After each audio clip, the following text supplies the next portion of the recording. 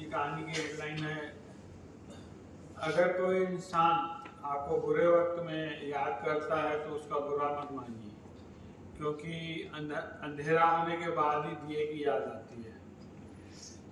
ये कहानी है एक नाव के व्यापारी की। उसके कई सारे नाव किराए में चलते थे और उन्होंने एक छोटा सा अपना बोट बना के रखा था फैमिली के लिए। समर वेकेशन आने वाला था, बच्चों की छुट्टी होने वाली थी। उन्होंने सोचा क्यों ना जो नाव है अपना उसको पेंट करवा दूं, और पेंटर को बुलाया। उसको बोला इसको अच्छे से पेंट कर दे भाई। तो जो पेंटर था वो भी एडवांस था। उन्होंने कहा सर आप अपने बच्चों का नाम बता दीजिए, और उन्होंने 2 बच्चे थे उनका नाम बता दिया। और वो दोनों बोर्ड में एक तरफ एक बच्चे का, एक तरफ दूसरे बच्चे का नाम लिख दिया। काफ़ी अच्छे से पेंट कर लिया। पेंट करने के बाद पेंटर ने सोचा कि देख लूँ कहीं छूटा तो नहीं है। जैसे ही चेक कर रहा था तो नाव में एक बहुत बड़ा छेद था। उसे उन्होंने मरम्मत कर लिया, क्योंकि वहाँ पेंट का काम किया करता था नाव में, और थोड़ा बहुत मरम्मत का काम भी आता था।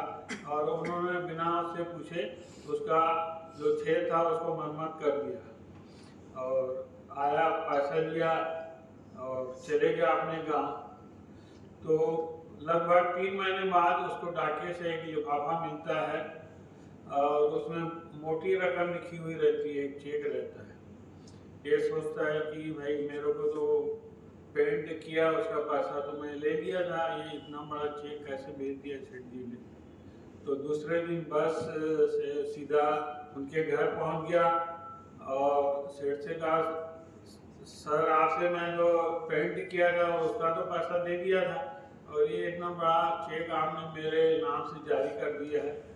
बोले बैठो चाय नाश्ता करो तो बताता हूँ। चाय नाश्ता किया।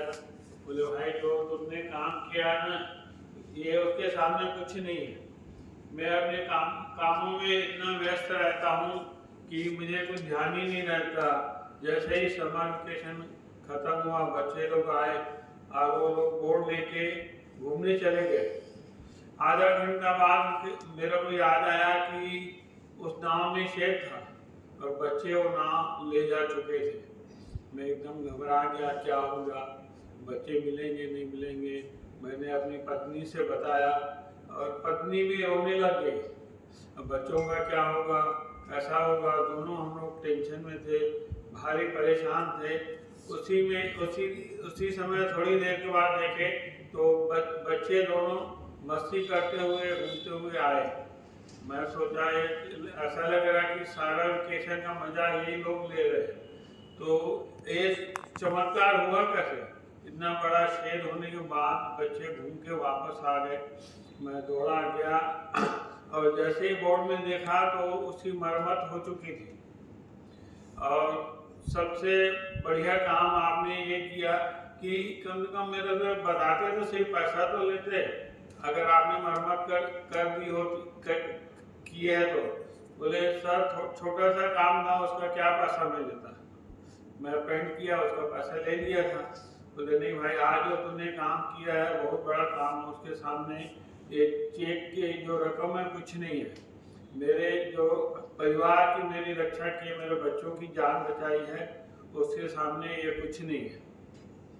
छोटी सी कहानी हमें सिखाती है कि लाइफ में अच्छा कर्म करते चलिए, फल की इच्छा मत रखिए, नेकी का काम करते चलिए। अगर कोई आपको मुसीबत में याद करता है तो अपने को भाग्यशाली समझिए। ऊपर वाले ने उसके अंधेरे में आपको दिया बन के उजाला करने का काम किया। ये अवसर हर किसी को नहीं मिलता। आप अगर आपको मिल रहा है तो आप भाग्यशाली हैं।